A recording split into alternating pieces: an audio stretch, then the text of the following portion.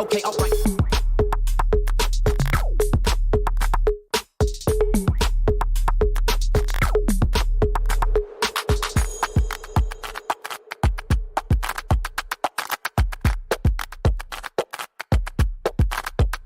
Add it up.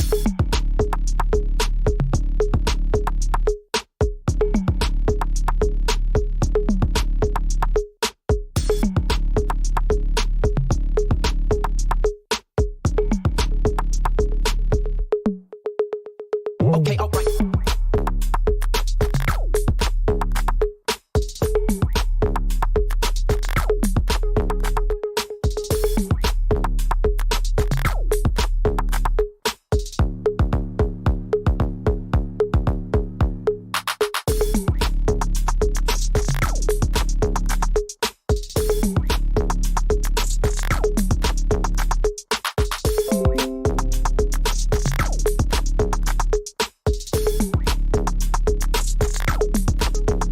Add it up.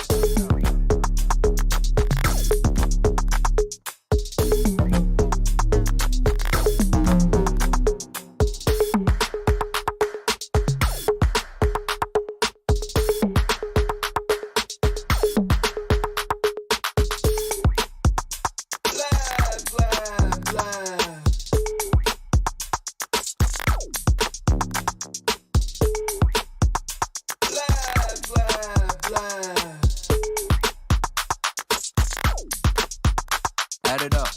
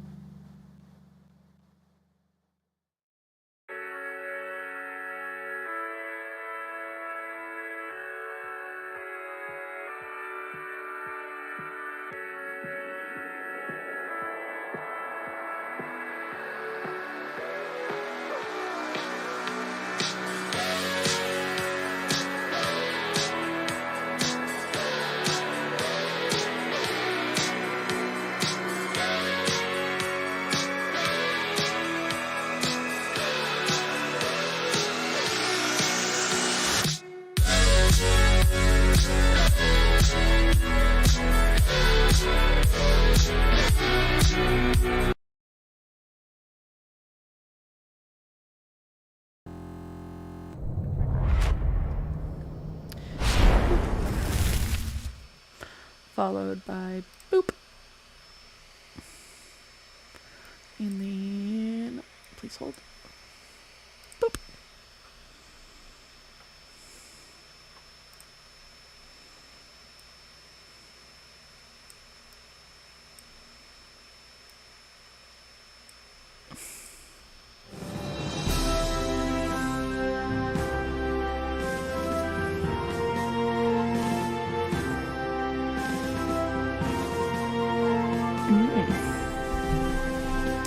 10th anniversary. Maneuver creator. Okay. Unity analytics. Collect certain personal data, gameplay data, whatever. Sure.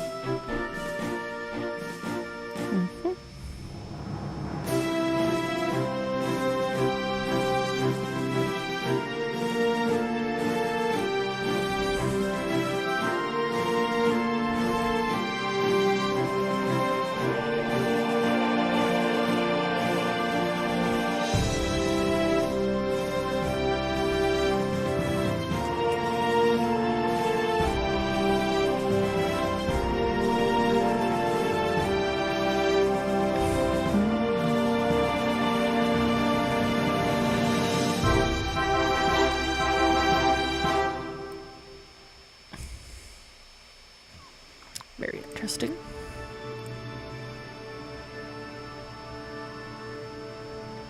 Oh, there's controllers.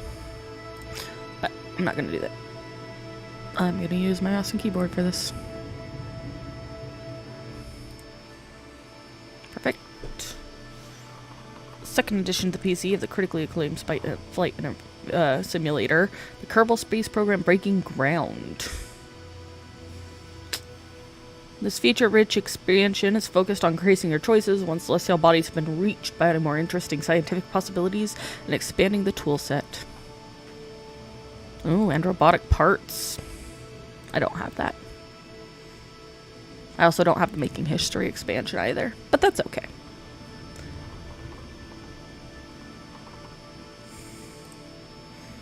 Maybe someday, but not today. Ooh, training, please.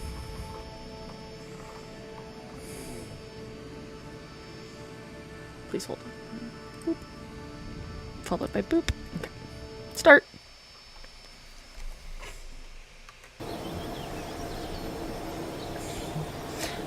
Basic construction. Welcome to today's lecture on vessel construction. I'm Werner von Chairmen. Whether you want to put a satellite into orbit, make a transcontinental flight, or step into the very surface of the moon, you're going to need to build yourself a ship. It should be pretty easy, even if you're not a famous rocket scientist like myself. Okay? In this tutorial, I first show you around the Kerbal Space Center, then take you to the vehicle assembly building where you'll learn how to construct a simple ship. We'll cover adding and removing parts, what the parts do, how to change the performance setting of the parts which have that option, and how to control staging. At the end of the tutorial, you will have a craft fit for a quick hop from the launch pad. At each step, I will lock out all controls other than the ones you need for that step. If you still manage to mess it up, it took even me some time to become as skilled as I am now, you can press the back button to go back and fix things. It won't light up unless you do mess up. Okay? We are now at the Kerbal Space Center. I'll give you a quick rundown on how to get around. The KSC, for short, is home to the pinnacle of Kerbal endeavor and achievements for space exploration. Using the facilities you can see here, you will be able to manage your space program, create rockets and planes, track your Kerbal explorers as they roam the solar system, find exciting new uses for explosive substances, and in case of emergency, hire more Kerbals. To find out about each of the facilities, you can hover your mouse over them or the facilities button. They show up when the cursor is outside this window. If you need to repair a structure or upgrade them in Courier, you can do this by right-clicking them. Take some time to hover the mouse over the buildings and see what they each are, and when you're ready, enter the vehicle assembly building.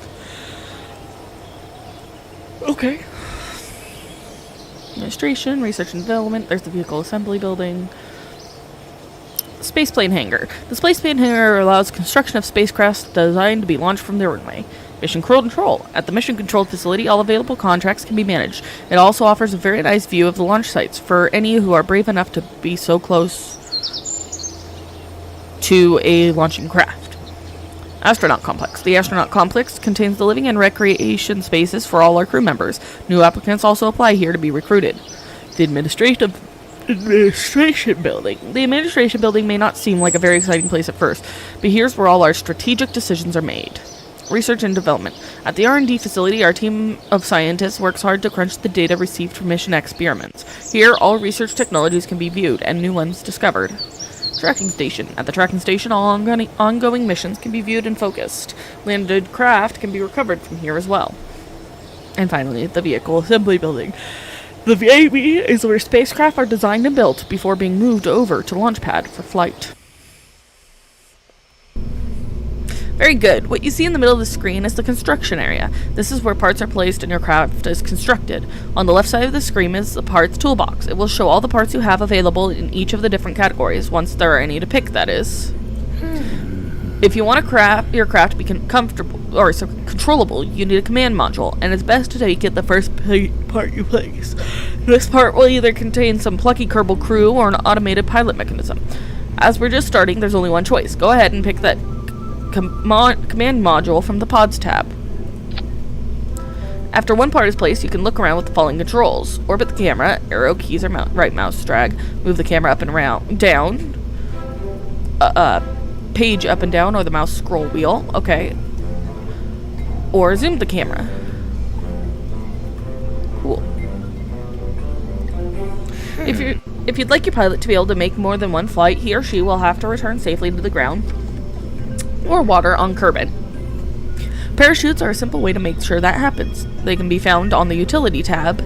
Change tabs by clicking their icons on the left part of the part list window. Wait, what? They can be found in the Utility tab. Change tabs by clicking their icons on the top or on the left part of the list. Oh, I'm guessing these are tabs. Utility tab. Ah! When you're choosing parts, you can view the details of available parts by hovering over them in the toolbox. When the info is visible, most parts have an additional information window which can be opened with a right click. Note that the parachute states the effective diameter in each state and what the maximum safe speed for deployment is. Oh. Packed volume, okay.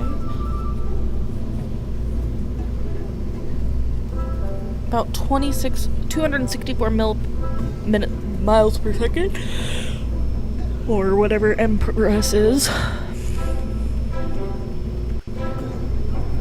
The Mach 16 parachute might be considered by some to be little more than a random stitching together of the surplus parts it is, in fact, made from. But the fact remains that the Mach 16 has been widely accepted as a generally better alternative to being in freefall. Okay. Go ahead and select it by left-clicking on it. Then move it on top of the command pod so the green sphere at the bottom of the parachute lines up with the green sphere at the top of the pod. Click again to attach. Boop.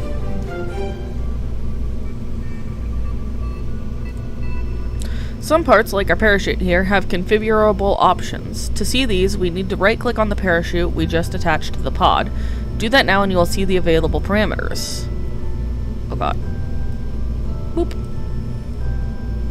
Boop. Boop. Okay. Some parts, like, on the parachute, you will see that we can adjust our altitude and the atmospheric pressure at which to open. That setting can be quite useful on distant worlds. For now, let's check that the opening height on the chute is at least 100 meters. Because safety is the Kerbal way after all. For the minimum pressure slider, move it a bit to the right to 0.02, or to 0.2, not 0.02, 0.2. This setting prevents the chute from activating until the atmospheric pressure is above the configured value. On Kerbin, 0.2 is about 9 kilometers in altitude, so even if you stage early and arm the parachute, it will wait until then to activate. You can hide these options by right-clicking on the background scene, or picking up another part when there's one available. When you're happy with that, we can proceed. Next up, we're going to need something to make us go. Click on the Engines tab on the left to show the available engines.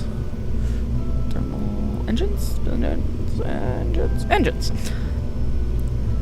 And solid rocket motors. Grab one and connect it to the bottom of the pod. You may need to zoom in or move the camera to be able to do so.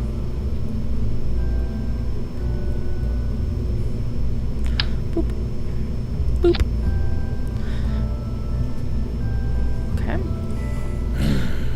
I forgot you're just starting out. You're not a famous rocket scientist, and to make that craft survivable as it stands now, you'd have to be better at rocket science than me. Ha! Impossible. The problem with that craft is that the solid rocket is too powerful for the payload. A single small pod and chute. It will either burn up on ascent from going too fast, or burn up coming back down. Even if you've survived that, the craft's mass will cause it to fall too fast for the parachute to operate properly, and you'd hit the surface before it could stop you. Okay, I promise to teach you how to change that to make it work in a later tutorial, but for now let's continue. Well, at least this way I get to tell you about removing parts. Pick up the BACC thumper and either drop it back into the parts toolbox or press delete. Boop. Wait, where'd it go? Okay. I think it went where it needed to be. Okay. Instead, let's add the solid motor that's a better match for the size of the ship. At the start of your career, you will have what I consider rubbish parts. Literally. The motor here looks like it may well be a converted trash can. That said, it does have enough oomph to get this little craft moving skyward and quickly. As you progress, you will be able to unlock more engines and other parts. Okay. Boop. The RT-5 Flea. Nice one. You've built the simplest survivable craft possible. We could go launch it right now, but it might be safe to explain one thing first. In the bottom right, you will see the staging stack. It's the box with the number 0 and the icons for the parachute and engine on it. This stack shows us which parts will be activated as we stage our rocket. What this shows is that when we activate the next stage, both the engine and the parachute will be triggered. While it could be considered funny to open the chute and fire the motor at the same time, it's not going to give you much flight. To fix this, we will need to separate the engine and chute into 2 stages. If you mouse over the 0 stage, you will see a little plus and minus appear in the box.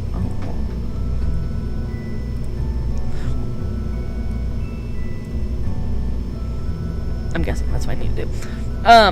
Click the plus to add a new stage. If you add too many, click the minus on the extra ones to remove them. Make sure you have precisely 2 stages. Okay, I have the 0 and the 1.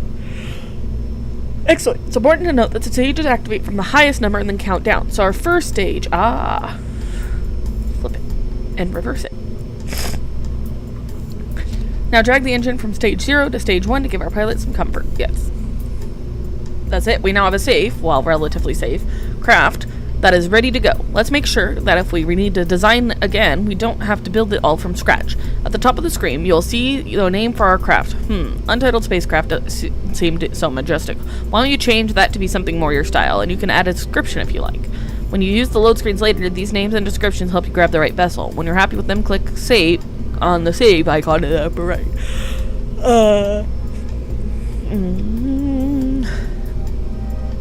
It's gonna be called Baby, because it's Baby's first spacecraft. And then click Save. Boop. Excellent. Excellent work. Feel free to play around with the parts and techniques I've shown you, and when you're ready to continue, press the red button in the upper right to exit. Back at the training menu, try the Flight Basics tutorial to learn how to fly this little craft. And then the Intermediate Construction tutorial can teach you more about the editor. Any vessels you create here will be lost when you exit. This is just for playing around. That's fine.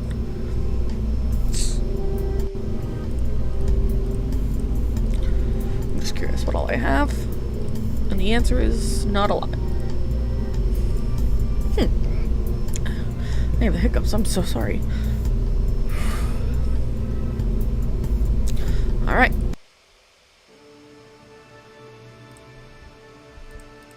Wait.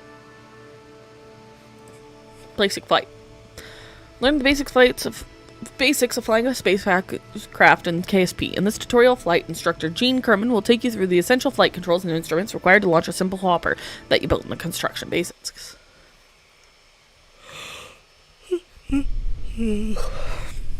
Welcome to the Kerbal Space Launch Room facility. I'm Gene Kerman, and I will teach you the basics of piloting a spacecraft. I trust you've already checked the basic construction tutorial. If not, I recommend you do so before going through this one. Today we'll do a run-through of all the important controls for your spacecraft. Our little hopper from your basic construction lesson with Werner may not have all of them, but we'll do a full run once and see how it flies. If you're ready to go, press next. Flying a spacecraft is all about being in control of a genetic Oh, it's a generally very chaotic situation. As a pilot, your main flight controls will affect the pitch, yaw, and roll of the ship. Let's look at this first. All the other controls will be locked until they're needed, or this tutorial is closed. Oh, good lord.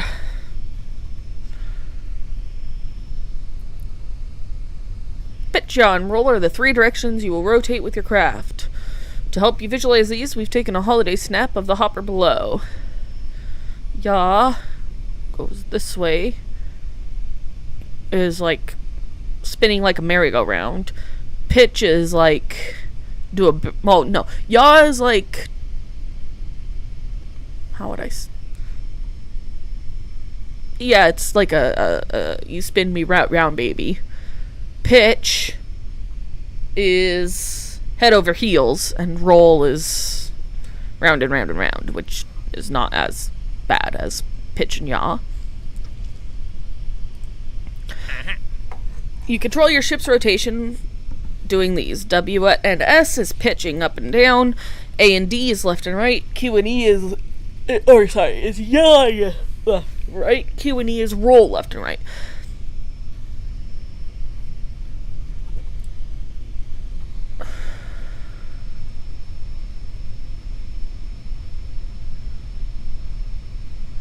Wait.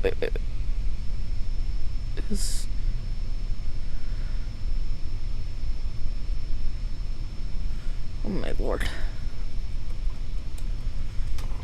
Okay. Throttle plus pitch and yaw, their main throttle plus pitch, yaw, and roll are main controls you'll need to master for a successful crash-free flight. We'll skip over the throttle control for now, as this vessel has no use for it. Don't worry, I'll explain it another time when it's of use. Remember that all these controls have a limited amount of effectiveness, so bigger, heavier ships will probably respond much more sluggishly to the controls than a little small one. It's also good to keep in mind that as stages are separated from the ship, it will become lighter, and this will usually mean it's easier to control. Now, let's look at the rest of flight controls. I need to do something. Sorry, hold on. Oop. I'm gonna move this here for now, I think.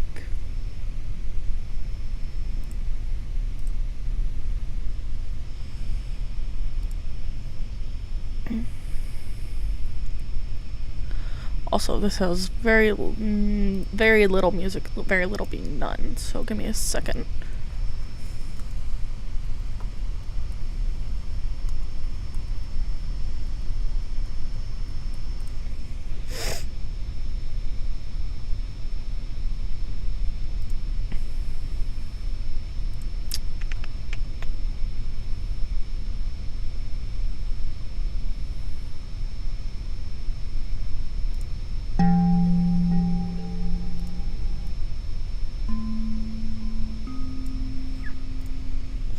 Alright. In flight, all the planning you put into staging sequence of your ship comes into play. From launch to the final deployment of the descent parachutes, you can control the activation of several of the ship's parts by activating stages. Space launches / activates the next stage. Notice the stage indicator in the lower left corner. It shows the currently active stage. Since we haven't launched yet, it's showing the first stage is active. I have your staging controls locked for now, so the stage indicator is glowing purple. One more thing on staging. If the staging setup is causing strife, or you change your mind about something, you can edit the stage sequence on the fly. Pun intended. No need to go back to the assembly facility. Okay. An important part of flying is knowing how your ship is oriented and where it's going. That's why a good pilot is always aware of the ship's altitude, where it's pointing, and its velocity factor, where it's going. These aren't always in the same direction, as your skills improve, you should pick up on these. The big round instrument on the lower center of the screen is called the nav ball. This device sums up most of the critical information needed for proper death-free flight. Here you see the ship's nose in relation to the horizon. When you're not pointing straight up, it's easily visible as a line between blue sky and the brown ground. Okay, as well as its heading, compass bearing, and speed. Heading is here. And then speed, it looks like, or G-force, and this is speed. You can also get several icons that indicate things like your current velocity vector, but we'll have a look at those later. Okay? In the top center of your screen, you have your altimeter, vertical speed indicator, and atmosphere gauges. Okay. So, sorry. The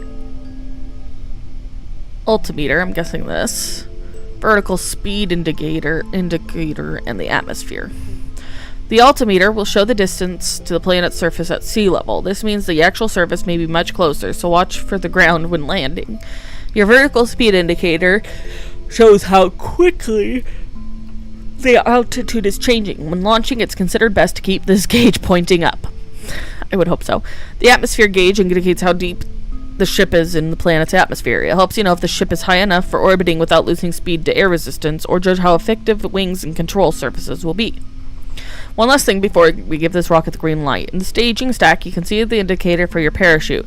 This indicator shows when the chute will be activated by staging. You already know that. But the background will also change color to indicate when it's safe to stage the parachute, and the foreground, the parachute bit of the icon itself, will change color depending on the parachute state.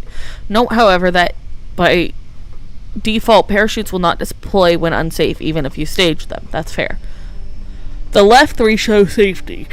Safe, risky, unsafe to deploy. The chute is unstaged white in the left three. The right shade shows after staging, armed, deployed, and cut/shredded. When you're familiar with chute icon colors, we can move on. Okay, enough talk. I'll unlock the flight controls for you to clear the launch. At any time, you may press escape to pause the game. At the pause menu, you can restart the flight or end this tutorial and return to the main menu. For now, get yourself prepared and hit space when ready to launch. There's a comma there, so it's for now get yourself prepared. Don't forget our Hopper has only a solid rocket motor, so there's no throttle control. That's why we didn't review the throttle here. Make sure to fly in a nice high arc and enjoy the flight. Okay.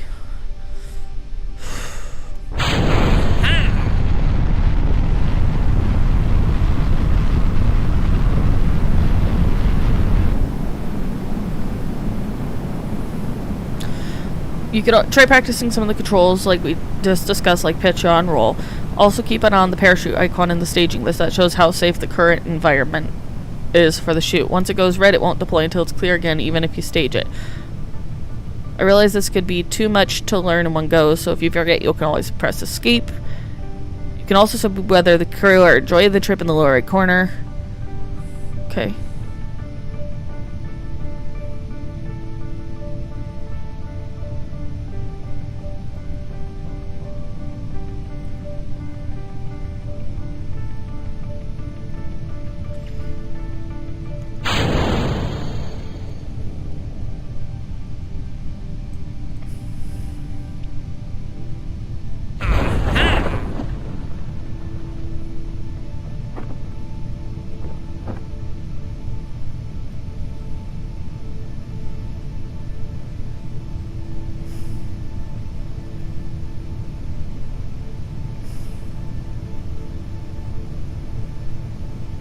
Very interesting.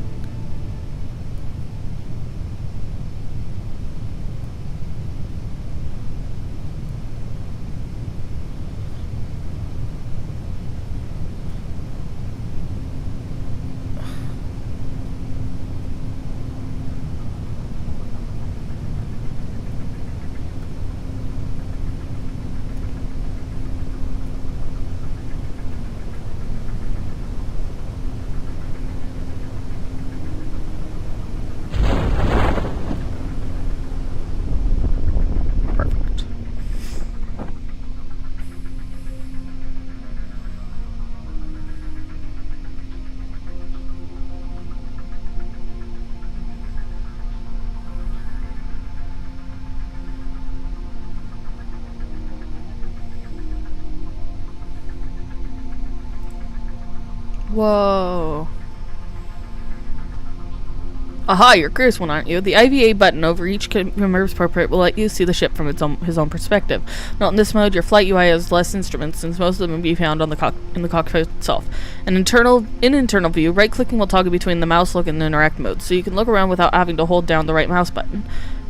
Try looking around and clicking things. The engineering department says there are many devices here that actually work.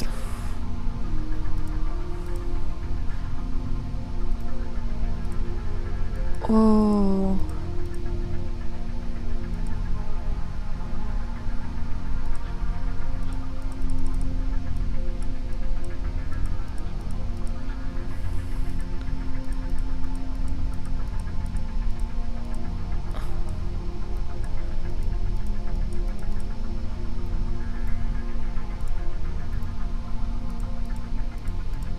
Interesting.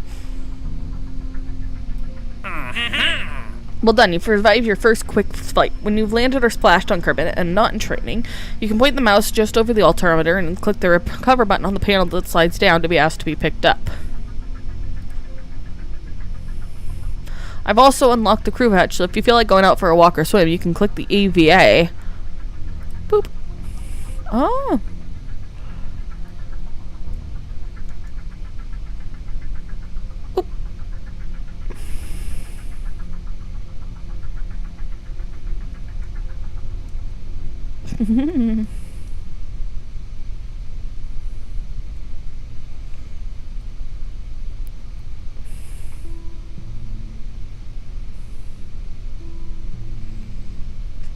How very cute.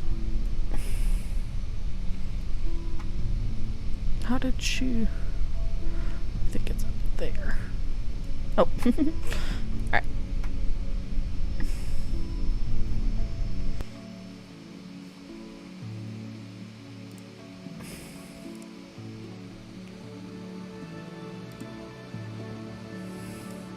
Intermediate construction. This tutorial, presented by the famous rocket science Werner von Kerman himself, covers how to design a craft that can escape Kerbin's atmosphere and return safely.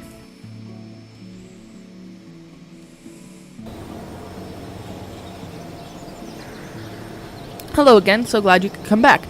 To get started, go ahead and enter the VAB and I'll give you the overview of what we're building today.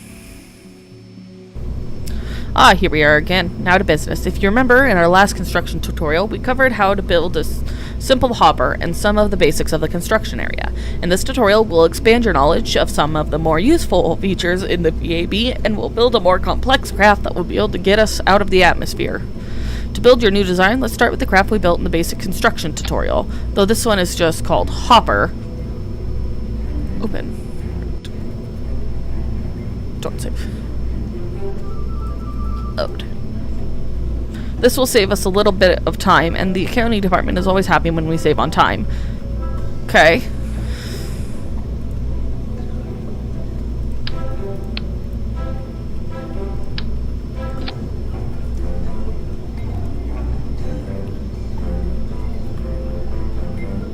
Wait.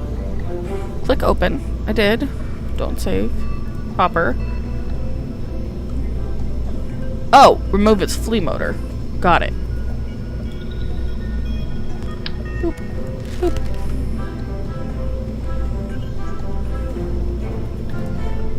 Unlike last time, we won't be bringing the whole vessel back, so we can change our parachute stats from what we used before. Right-click on the parachute to verify its deployment altitude is set to 1,000 meters, but set the minimum pressure slider all the way to the right, 75 atmospheres. It corresponds to an altitude on Kerbin of about 2 kilometers and means a much shorter time hanging around during descent. First off, let's change the name of our craft and the description you want, so we still have our trash can special for later on. Simply change the name to something other than Hopper and we can proceed. Hopper Baby. Hopper V2.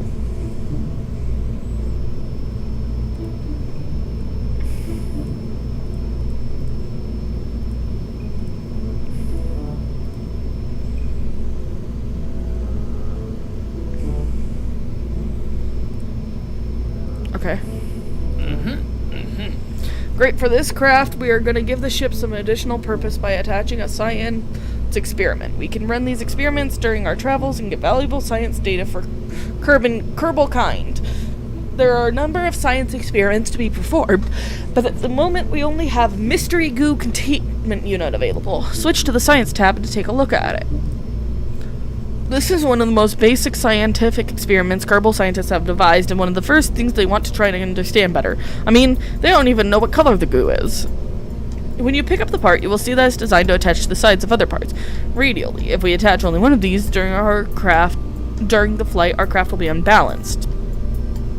One way to solve it is to add an extra goo container on the opposite side of the rocket so they balance.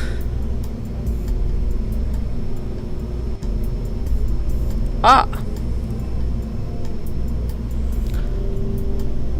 Oh. And I can also press X. Okay. Set this to 2 times. And then pick up and place a mystery goo containment on the side. Boop. You'll notice the second one has been placed opposite the first by symmetry tool. If you had already placed a lone canister, pick it up, make sure the symmetry is set correctly, and place it again. Remember to place the canisters near the nose of this pod. Boop. Okay.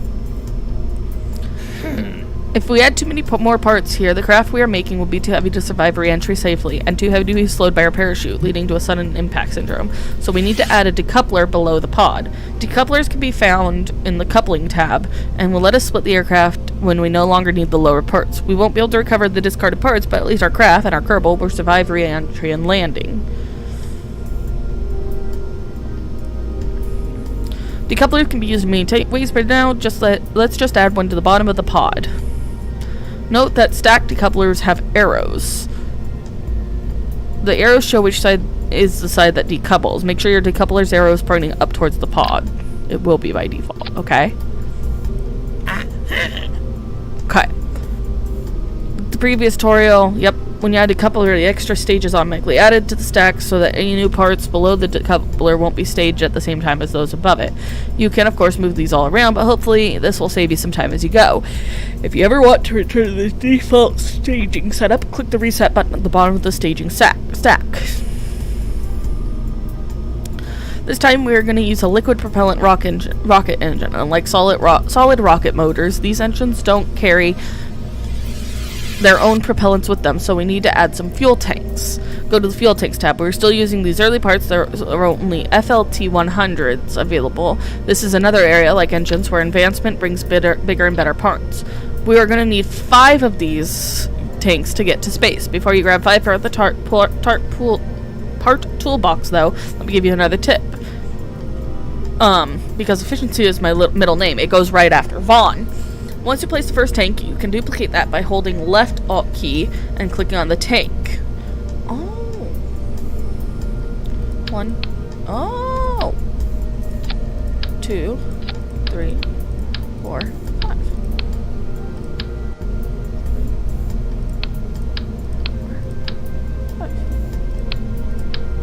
1, 2, 3, 4, 5.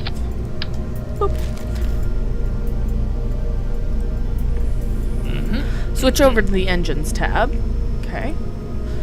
The swivel engine you see here is obviously different from the flea we used before. This is a liquid engine, and it needs and often burns both liquid fuel and oxidizer. Funnily enough, that's what we just added to the rocket. Okay.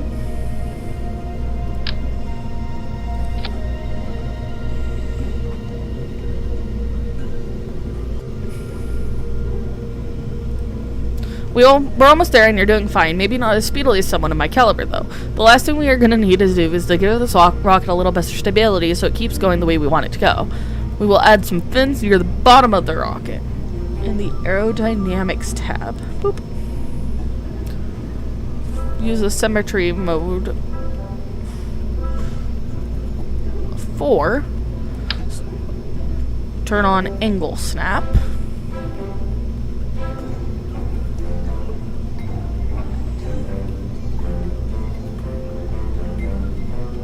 On the last rocket tank.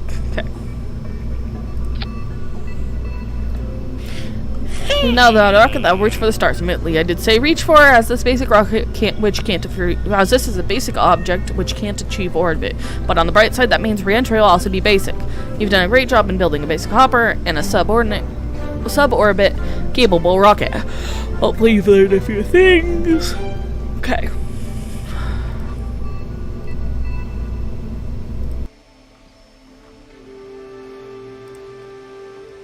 Suborbital flight. Learn how to escape Kerbin's atmosphere and return safely. In this tutorial, flight instructor Jim Kerman will take you through the essential flight controls and instruments required to launch a simple rocket to an almost respectable altitude, and how to get it back in one piece.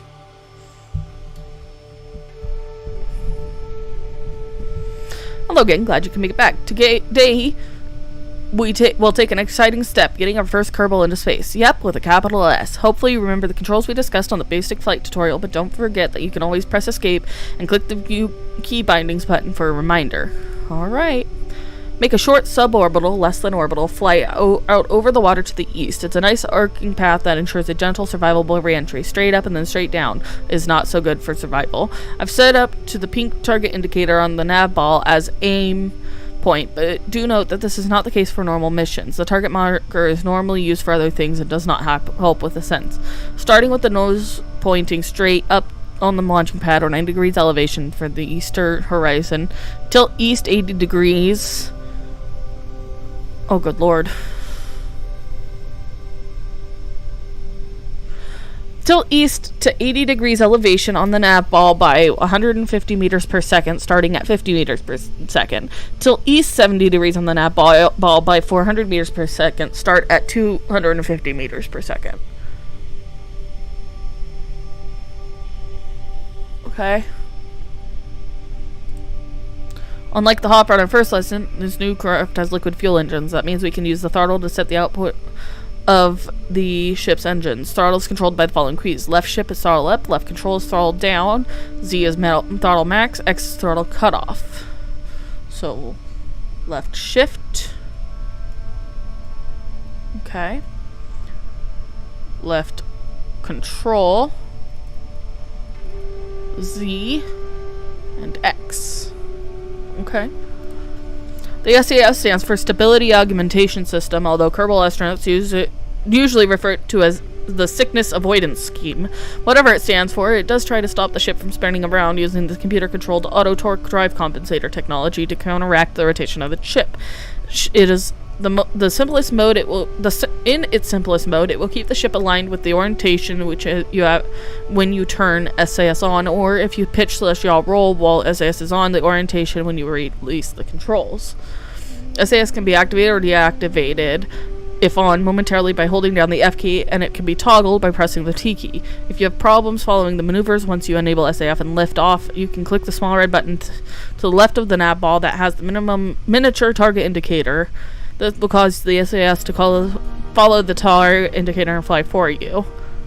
I don't want to use autopilot because I need to learn. This craft has a bit too much engine, so we're going to throttle down for launch. Set your throttle to 2/3 the upper of the 2 middle notches of the slider. Also, turn on SAS to help control things. It will keep you pointed where you want to be pointed. So, T. And then...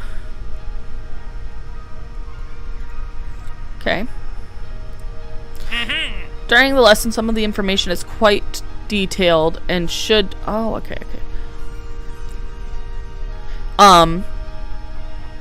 And could take a while to read. And this is a short suborbital hop, and I don't want you to miss anything important. I will place a warning at the top pages where you might want to pause the game to read.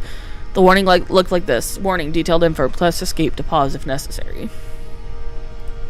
Okay, enough talk. I'll unlock the rest of the flight controls and you'll be clear to launch. At any time, you may press escape to pause the game. In the pause menu, you can restart the flight or end this tutorial. I've enabled the target marker on the nav ball. Give it a look to make sure you see it, then let's get ready to light this candle. Double check your throttle set to 2/3, and the SS is enabled, then hit space when you're ready to launch. Remember to start turning at 50 meters per second.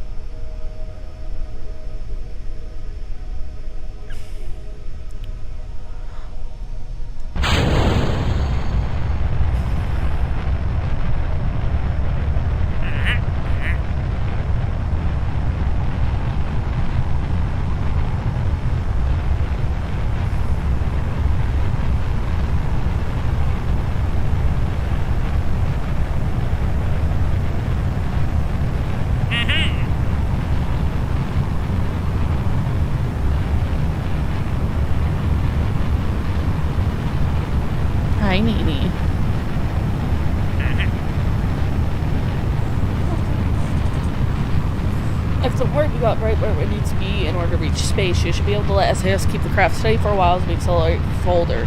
Now go ahead and throttle up to full power. We're really cooking now. As we get up to these higher speeds, we need to just... But we cleared the atmosphere. Great work. You've succeeded in getting your ship on a trajectory bound for space. I've now set your target indicator to align with your velocity vector.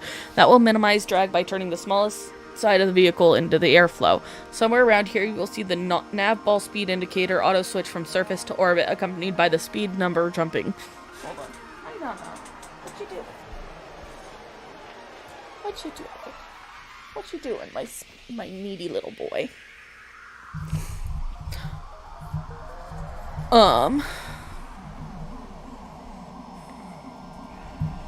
Go ahead and switch it back to surface mode by clicking on it until it's a surface again. You may have noticed some flickering flames near the end of your burn there, which is due to the high speed of your craft in the atmosphere.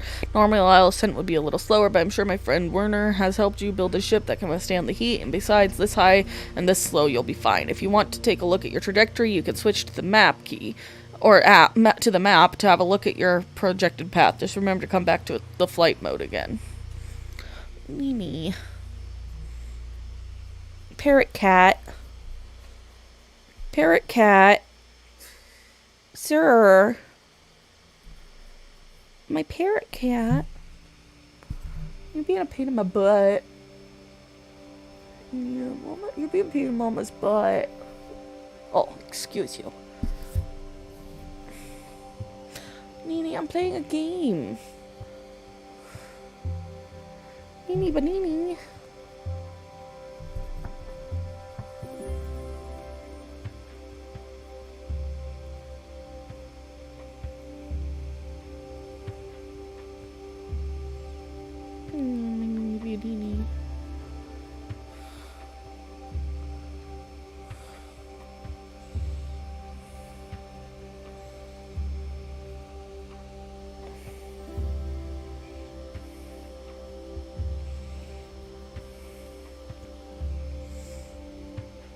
Dad.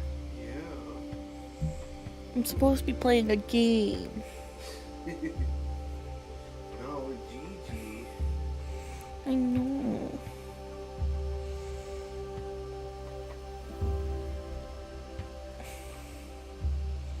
You want me to come get him? No, no. He purring. Yeah, he is. He mama big boy. But I want to play my game. Don't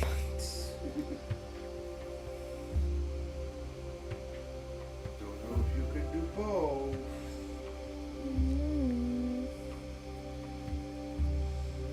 See, I'm worried if you come get him, he's just gonna come back again.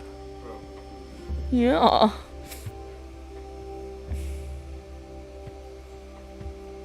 You give him lovins?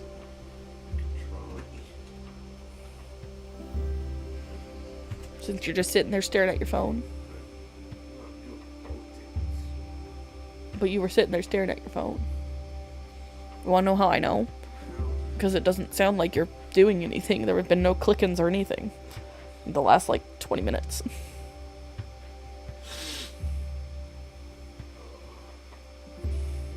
Just getting tired, but I know it's too soon.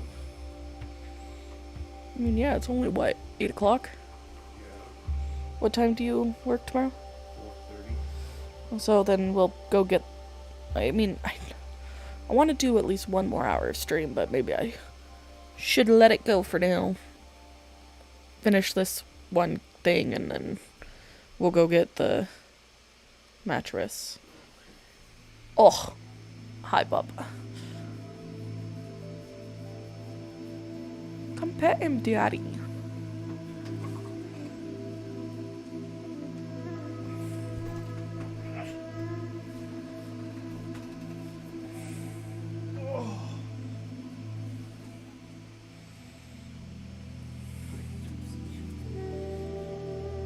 Oh, he saw you come in. He stretched a whittle.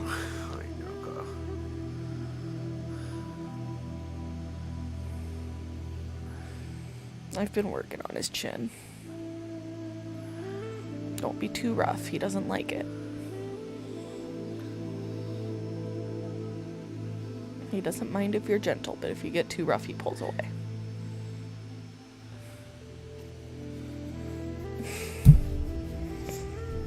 Scab. Yeah.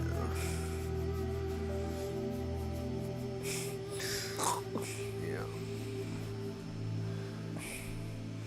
Being choked. Baba kitty. Yeah, buddy.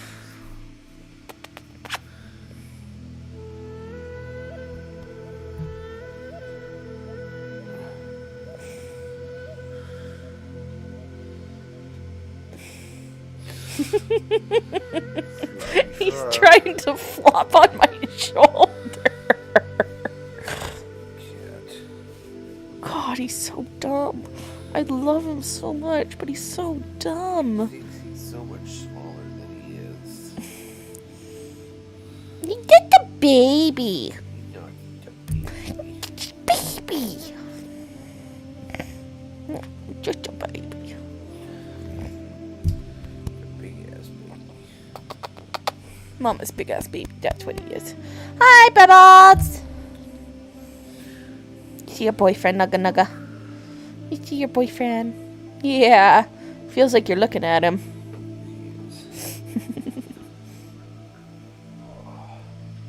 Alright. Why don't you go get Boogie's room ready?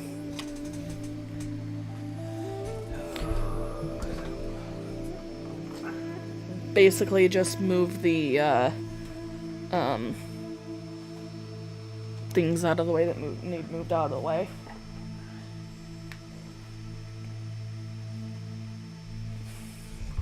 Alright. Next.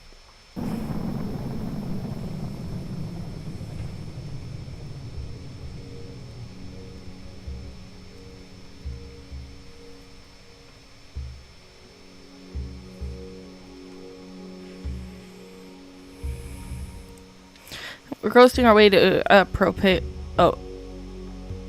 That's the highest point of our current projected path. We've got a little time to chat. Once you clear the atmosphere, we'll go over what you can do in space.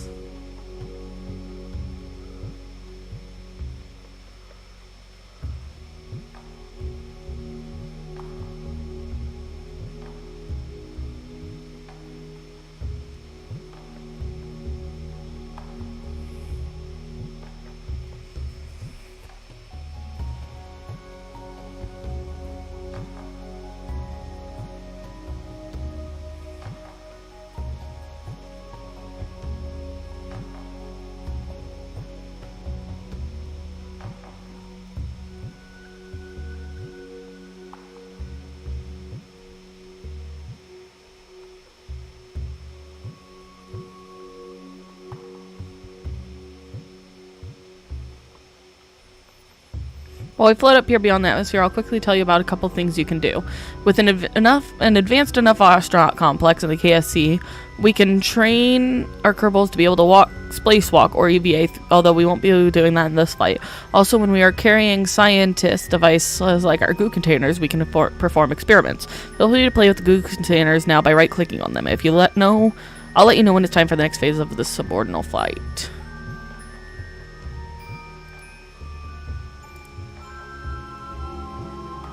Mystery goo. Clumped in a sphere, it also appears to have become brittle.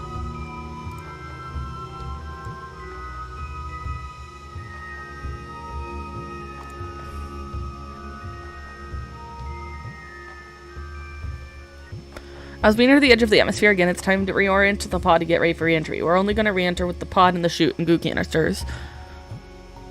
But we're not going to decouple yet. In real missions, it's best to keep your upstage around until the last moment. You'll never know when you might need it. Anyway, it's best to re-enter bottom first, and since we ascended about 70 degrees pitch, we'll naturally re-enter about negative 70 degrees pitch. It means you want to aim the top of the capsule at the 70 degrees pitch line, but the opposite heading. Oh god.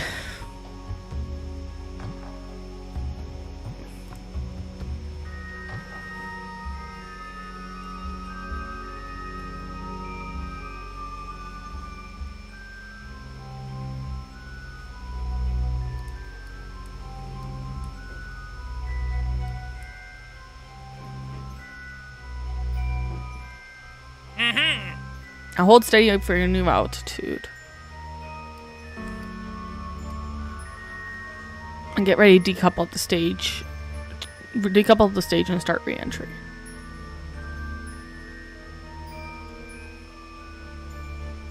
Time to get rid of the booster. Stage the Discord and the Anitas masses. During re-entry with your pod oriented this way, drag produce... Oh, sorry. You are now re-entering Carbon's atmosphere. Make sure to keep all hands and feet inside the pod at all times. We don't want you getting burned or anything. Don't mind the flames. Werner is a world-famous rocket scientist after all, and he's built the ship to withstand them. Last time we watched the parachute icon wait for the right time to open the chute. This time we're going to do something a little different. Not semi-deploy until 7. That means the chute won't perform the very first of its 2 deployment stages until then, even if you activate it by staging now. On Kerbin, it means about 2,000 meters altitude, so the craft should be traveling slowly enough by then that the chute will just survive deployment. So let's take the bold step of arming the chute now and letting the smarts in there pop it at the right altitude. Okay. Awesome. So while you set your chute to not actually semi-deploy until around 2 kilometers, we do look out for you at Mission Control. We need to ensure that the operating height and second full deployment step is correct. You can even adjust these parameters during flight, so right-click on the parachute now and check their sliders.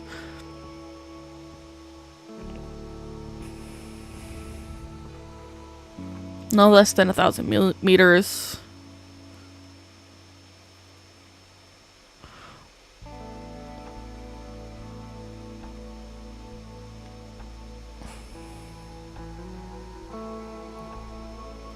Okay.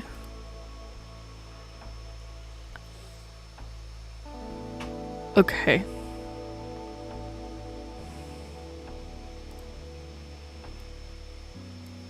Look at the bottom of the capsule. Notice that you don't have a heat shield. You don't need one because of such abdominal height. A heat shield would make things more dangerous on this craft because the additional mass would be pushing the limits of the model of parachute.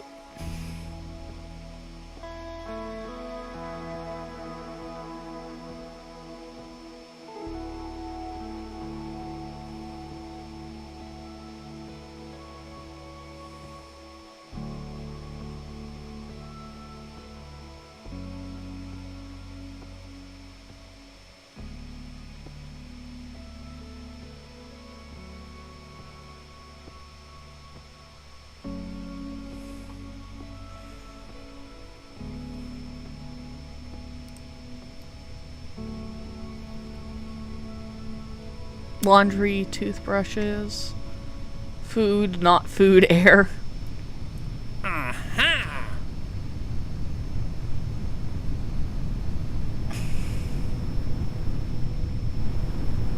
Okay, we're going faster.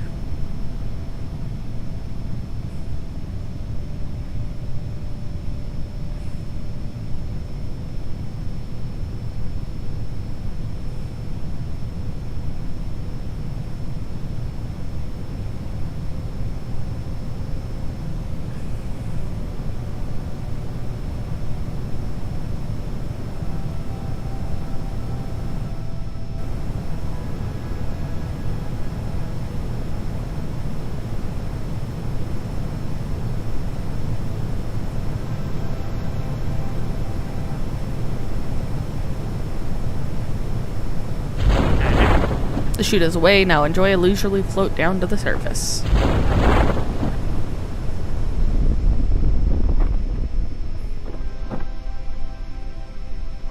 Oh, interesting.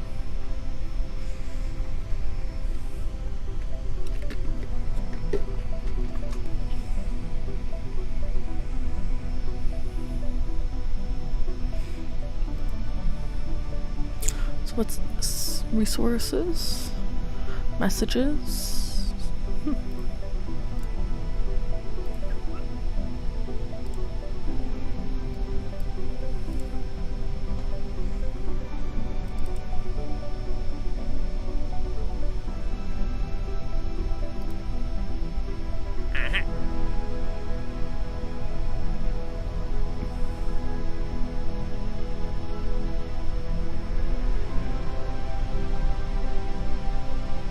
Three, 2, 1.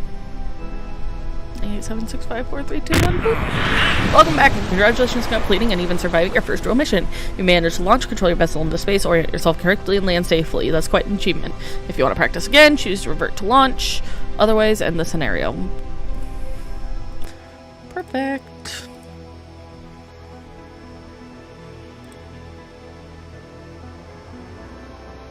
So much stuff.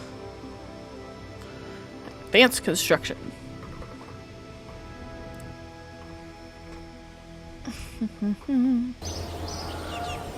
I'd at least like to know how to do things.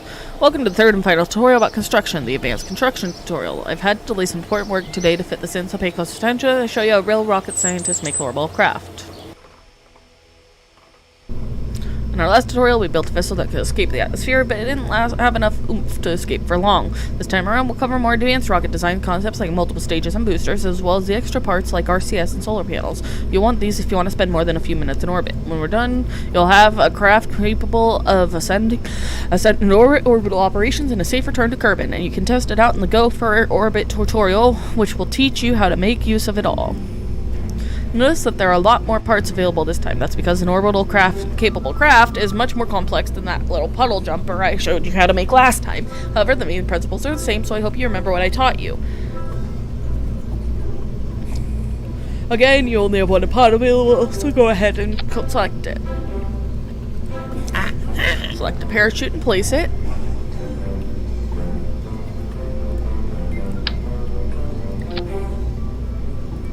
And adjust the parachute parameters. Okay.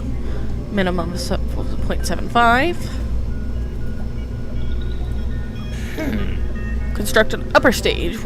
This upper stage will finish placing the pod in orbit, and once there, provide RCS steering, thrusters, and electricity for the pod. It will also provide all maneuvering capability in orbit, including the re-entry burn. It's gonna consist of a coupler, a RCS fuel tank, a liquid fuel tank, 4 RCS thrusters, 4 solar panels, 4 batteries, and an efficient upper stage engine. That's quite the shopping list in it, so let me know when you're ready to proceed. Let's do it. Add a stacked coupler below the pod.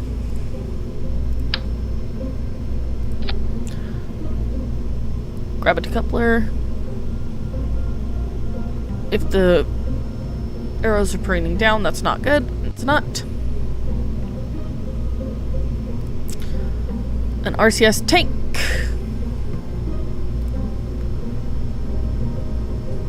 The FL RCS fuel tank. Boop. It's not going to need all that amount of propellant in the tank, so save some weight. Right click it to get the part option to 96 units. Oops. Oop. But it's good for small velocity changes rather than forward like the main engines that can be used to rotate the crash as well as moving. We'll be adding multiple liquid fuel tanks to the stage to get the right amount for the upper stage engine, and we'll need an extra tank to offset at the rate. So, add a tiny rocket propellant tank, and then add a medium one. So, tiny one. Boop. And then a medium one. Oops. Boop. For the main part of the upper stage, we'll add an engine. The Terrier engine produces almost no thrust. That's not what I wanted. I wanted an engine. Swivel hammer Terrier. Okay. But it's highly efficient in space. This makes it a good choice for an upper stage, since the engine will not be activated until the rocket has reached the conditions where this engine works well. Okay, so do the Terrier.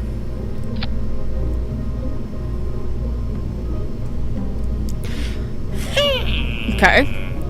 It'll get you over and over if you put enough rocket under it. While we have this reasonably simple vessel here, let's explore one other useful tool we have. To make sure that the ship flies controllably, some parts need to be placed carefully around a point inside the ship called the center of mass. The center of mass is a spot where the mass on one side is balanced by the mass on the other side. Thrust applied through the COM will cause the ship to move without unwanted rotation, while thrust properly applied around the COM will cause the ship to rotate without moving.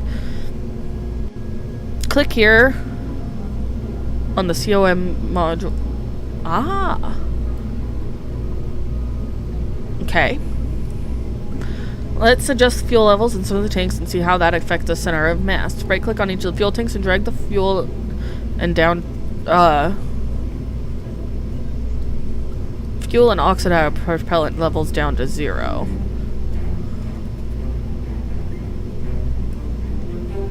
Okay.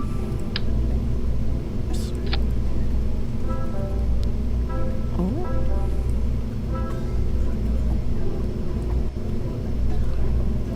Boop. Boop.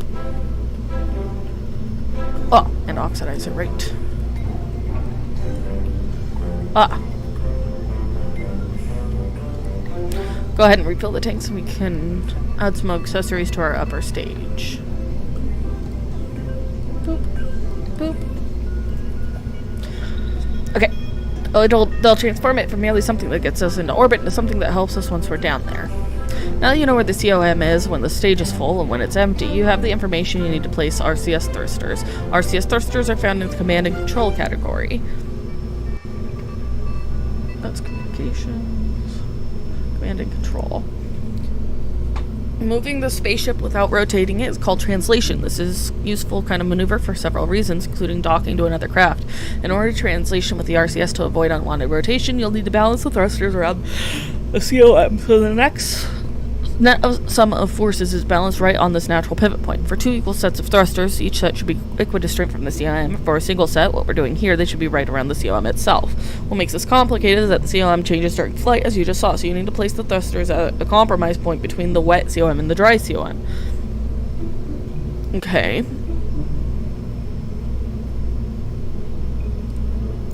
Let's turn on angle snap. Okay. To make it easier, ensure that we have 4 times symmetry. Right. Oh, it was times symmetry again.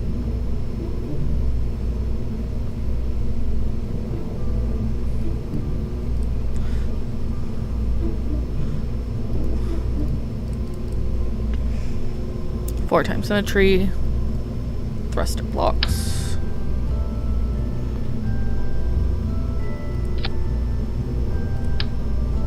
Oops.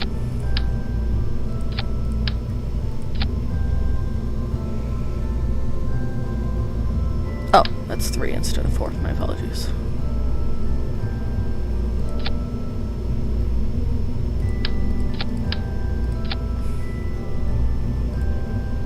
Okay. Because center mass... Oops. When it's completely empty...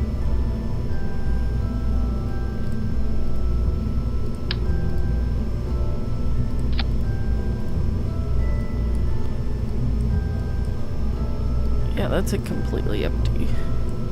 So I wanted it to be somewhat in the middle. Okay.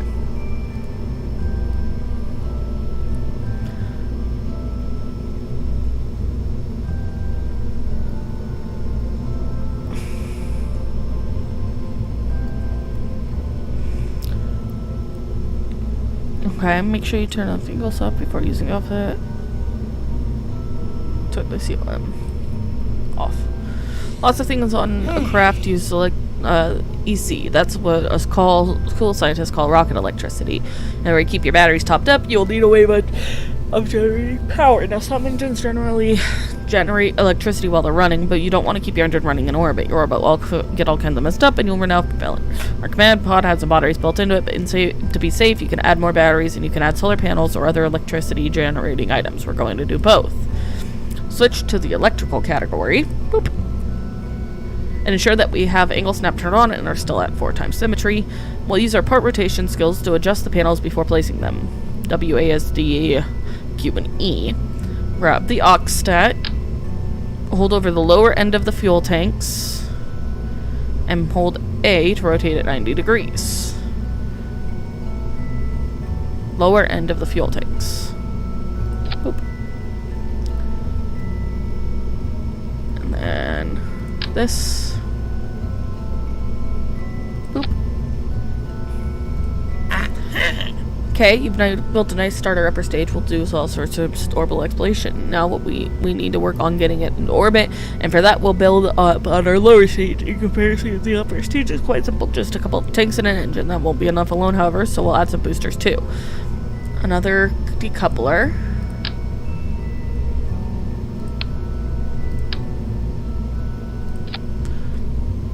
Okay. This just automatically when we stage the decoupler, okay? Now we need to add the fuel tanks for our lower stage. I have 2 medium rocket fuel. The FL400s to the bottom of the stack. So what did I want to do? That? No. That? Yes.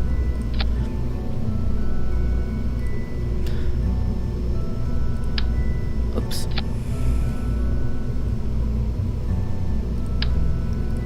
Move it up a little bit. Scientifical rocket engine performance is measured by specific impulse, or ISP, and the ISP of an engine changes as the amount of atmospheric capacity around it changes, just as the upper stage need an engine that is good at the low air pressures at high altitudes. The lower stage will need boosters, which are powerful at the higher air pressure of the low altitude of the launch pad. And to help carry the rocket through the transition from stage launch to upper stage, it will need a sustainer engine, which usually sits between boosters and upper stage engines from a performance perspective, having a wide range in between the two. Add the big engine, the hammer, oh, no, the swivel.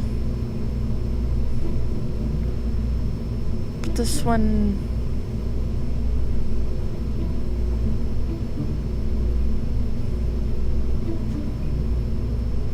okay.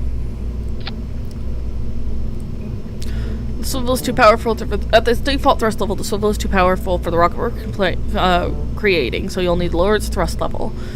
It's not as good a solution as picking a smaller, lighter engine, but there are only so many options. Thrust limit is 65.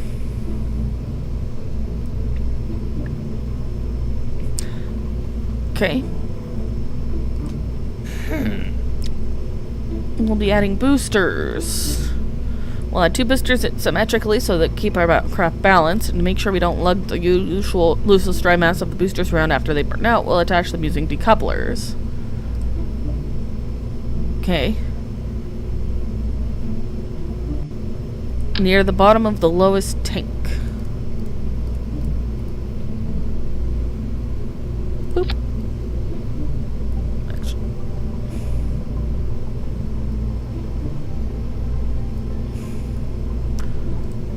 Actually. Boop.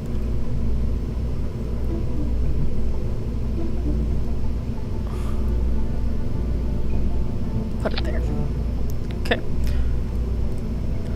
More boosters is something you hear around the KSC, and it's time to add some. Add a pair of the R10 hammer boosters. Oh, so we have that kick early on.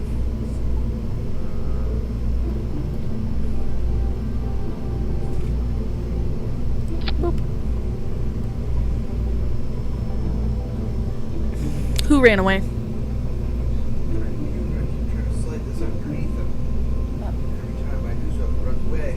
Because you're freaking about. I'd run away if you were trying to shove something under me too. Unlike at liquid fuel engines where you adjust the throttle during flight, once you lighten SRB, it burns at constant thrust till it's out of fuel. We can, however, use throttle limiter as we did on the swivel, so that to set that constant thrust before we roll out to the launch pad. Okay. Set its limiter to 50. Do not change. Do note that changing a tweakable value on one port that's been placed using symmetry will add the same part to its symmetry counterparts. Okay. This thrust adjusting is how it could be done, although you'd also have to put a decoupler on it. Okay. Right now, the SRBs have flat pancake tops, which is simply not a good look. Oh, and bad aerodynamically. Let's fix that by adding a pair of nose cones. They're found in the aerodynamics section. I'm guessing. Okay. Boop. Boop. Okay, while we're on that tab in the toolbox, let's add some fins. Since the fins are control surfaces, they also add some extra control authority. Okay. Boop. 4 of them. Oh, no. I said 4. Thank you. Boop. Well, just a little more turned. Yeah, make it even. If they do interrupt those parts, any flight will be interesting, but exceptionally short. Okay. Run through expert. First, we review the staging stack to check the order of actions. SRBs to fire before the sustainer just won't do. You won't have enough thrust to get off the pit. Move the swivel staging icon down to the stage as the SRBs. Okay. Note that the automatically created staging sequence would work if we did not want the long burning sustainer to ignite at the same time as the high thrust boosters, but since we do, we had to adjust it manually. Pick up the pod and rotate it 90 degrees around the vertical axis.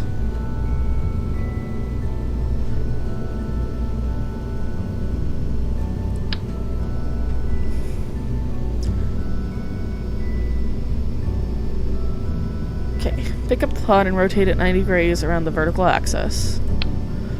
Okay.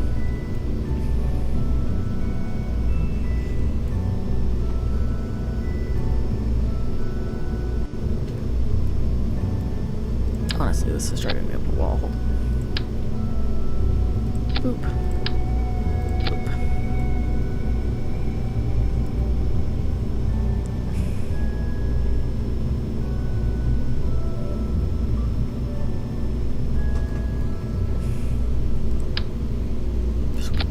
Okay. We always make every effort to ensure our brave crew survive, and hopefully you'll take the same stance in our space program. It doesn't always work out that way, of course, but it's the thought that counts.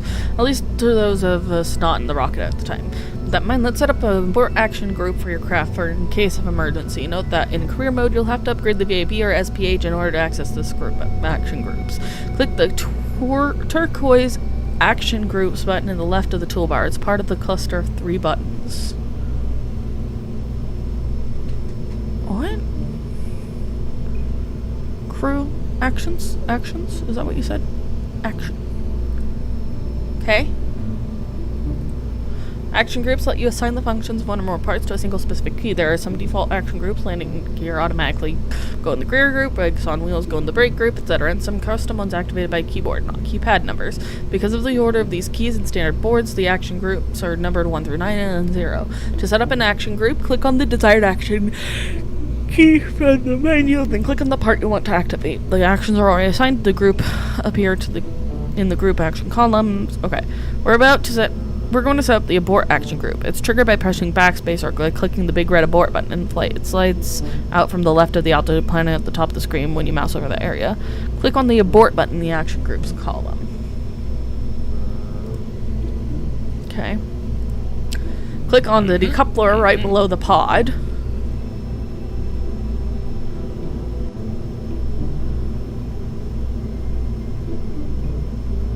And that is decouple action to the group.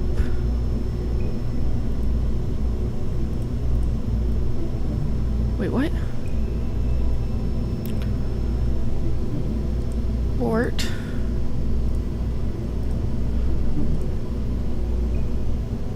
Click on the decoupler button right below the pod and add to decouple action to the group.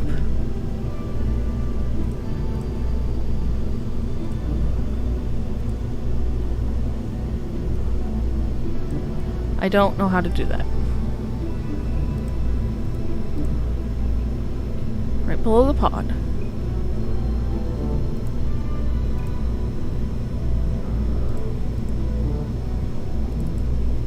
Click on the decoupler. Oh, maybe. Oh! Okay. Decouple. Okay. Then click on each liquid engine in turn and assign their shutdown functions to the group. That's not a liquid engine.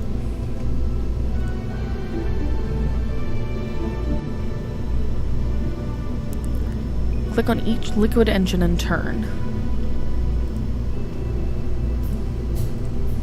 Click their shutdown engine.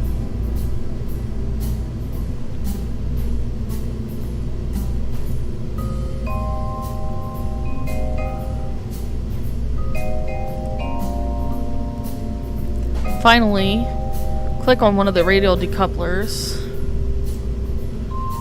Hit decouple. Okay. The grip sensing replaced with the symmetry, applying the action when radial will apply to them all. Now when you trigger the abort action in flight, the engines will shut down, or if they can't shut down, be decoupled. The capsule will separate from the rest of the ship, and it should be safe to land by itself. Remember to deploy your parachute once it's safe, however. This may require staging a number of times, since the stage counter won't advance by itself when parts decouple before they are staged. Okay. It's been a long lesson, thanks for hanging in there, in which we covered lots of different advanced techniques for rocket construction. Give the new shape, I recommend trying it in the Go for Orbit tutorial. This is going to be called Space 1. Save.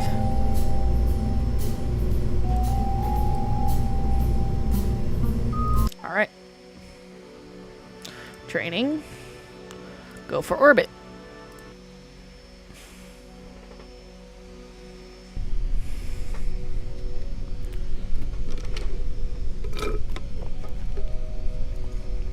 Today we tackle an absolutely essential skill for any space program, getting to orbit. Without this skill, we might as well be teaching you Kerbal Flight Simulator. I've trusted you already checked the other flight tutorials as well as the advanced construction. I wanted to be familiar with the Kerbal 1 vessel you'll be launching today. If you want to try the others, press escape. Yes, I've done that. As I said before, the plan here is to get our vessels and pilot safely into orbit. As with the suborbital flight we did previously, we'll follow a curved path to the point where we can circularize our orbit. Today's gravity turn, however, will be much shallower than the path we followed previously, so that we build speed towards orbit. This will be different from how the Kerbal pilots of old did it. They will head straight up and then hang a right as if the air was soup or something. We'll be turning early and smoothly, but don't turn too far. You might be mistaken for one of those low-flying turkeys. As with the previous flight, I will place a target marker on your nav pole to show the optimal velocity vector, but do note that this indicator won't be around normally. It's usually not the way this tutorial uses it. It's not usually used the way the tutorial uses it. Also display some technical information about your path as you go to help you learn the right way to get there. For now, let's set the throttle to max and prepare to launch. You should now set the marker, see the marker on the nav ball, and you'll have something to follow. And the ship has been designed so that you don't need to worry about throttle control during an ascent. If you want Valentina to fly the curve for you, then you enable the SES and set the mode to target after liftoff.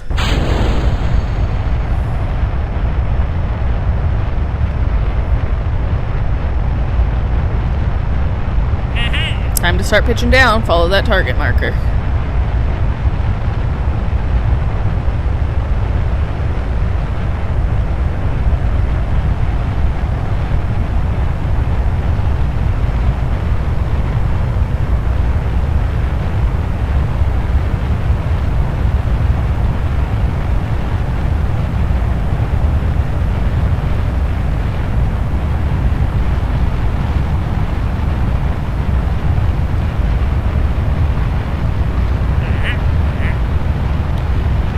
Get ready to eject them.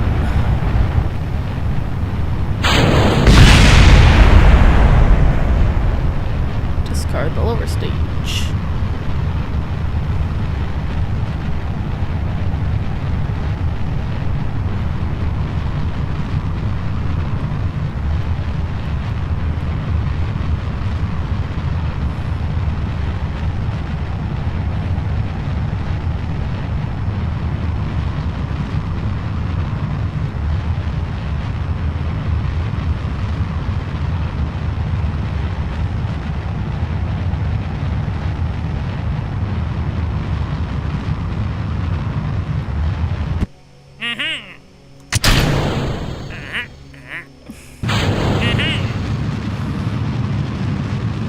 Survive through the first phase of the launch, and while we have longer, more gentle burn to accelerate toward Popeyes.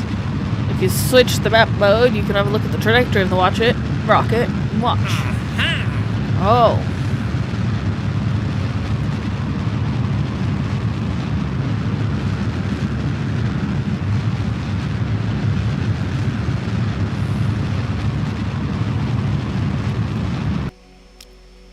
need to keep burning along that path until we clear the atmosphere. Cut the engine once the apophase hits 80 kilometers. I'll cut it for you once you passes 81.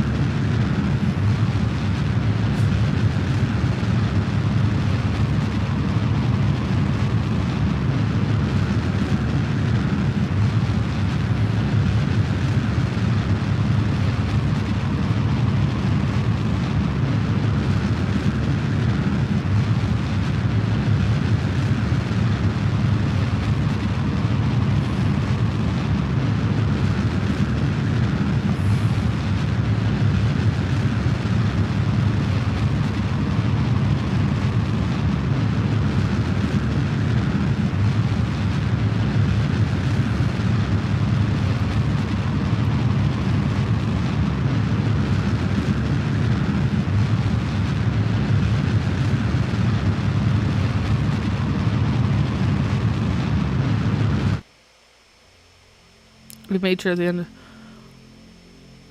Oh. The hell? I didn't even see the altitude. That's nothing to be concerned about. It's just gravity trying to bring us down and air to prevent our. Interesting.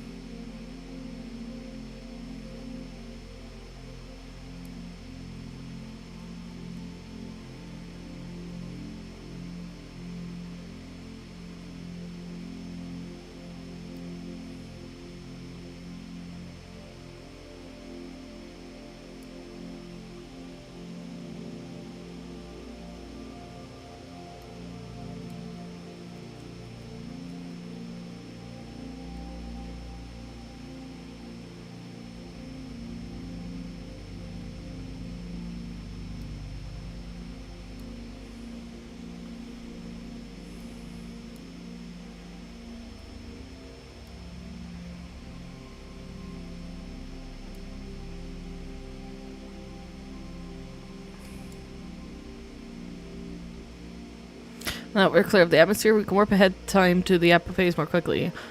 Breaks next when you're ready, and we'll warp till it's time to make our next burn.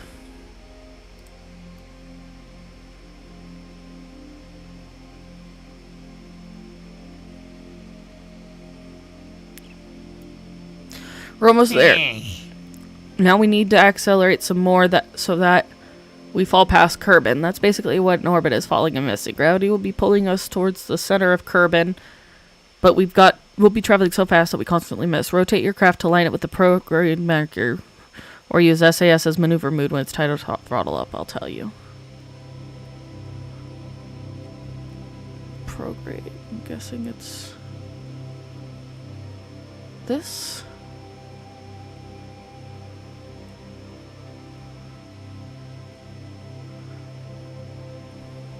Maybe it's not that.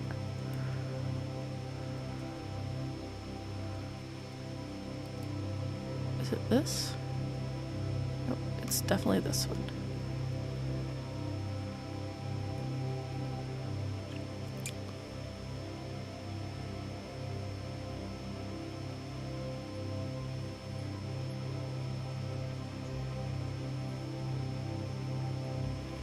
Neat.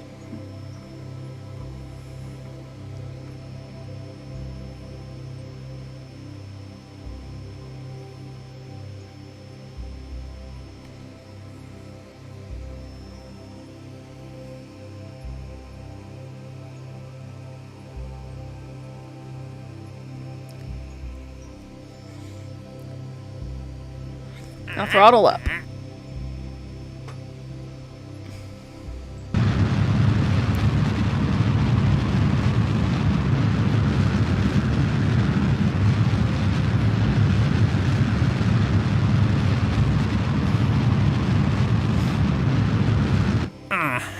You're now officially in orbit.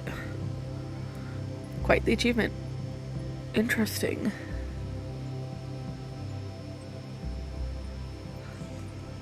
Note how we designed our rocket to accelerate reasonably through the ascent and didn't go straight to ludicrous speed. Overpowering the ship is a common rookie mistake. So as far as I'll be taking you today, we can catch up again in Orbit 101 tutorial where I'll show you about ribs and adjusting them. You can try bringing Valentina home from this tutorial flight now.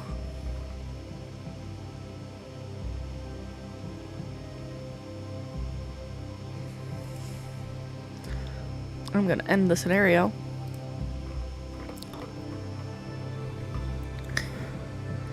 And as fun as this has been, I'm going to check out because I need to bring up a bed for my aunt. She's coming to visit for a few days.